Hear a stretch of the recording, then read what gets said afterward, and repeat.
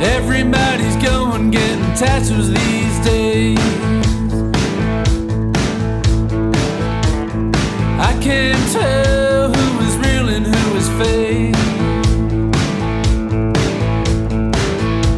But I've been working no night and no day. So get that attitude out of my face. At home with Tracy and the Big D, and I'm pleased to say that Matt Ward is joining us to talk about his single Tattoos, Trucks and Country Music. Matt, great single. Yeah, I wrote this song several years ago, and it didn't make my last album, Heartlands, just because I thought it had a bit of a different feel about it, and I could hear that it was a bit more of a rockier number. And the song came fairly simply, to be honest. I was mucking around with a bit of a riff in my bedroom and thinking about a few things, and the word just came out and matched the music. And I thought, I'm onto something there. It's a pretty fun song. I sat on it for a little while. Then to record in Texas, I was heading over to Nashville last year for Americana Fest, and a friend of mine said, you're going to record when you're over there. And I guess for a country and a artist to record in America is always a bit of a dream, and I couldn't get that idea out of my head.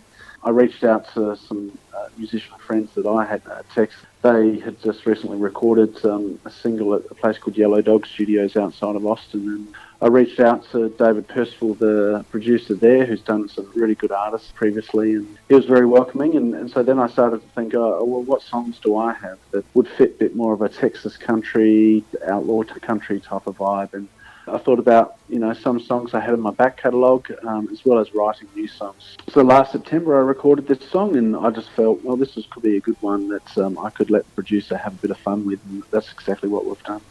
We're talking to Matt Ward. He's got a new single, Tattoos, Trucks and Country Music. Matt, the question then comes, when a song's sitting there in the back catalogue, does it get a test run for the audience to give you feedback on it? How does that work for you? Yeah, generally I probably would, but this one I had never played live before actually recording it, so it was a bit of a different one in that regard.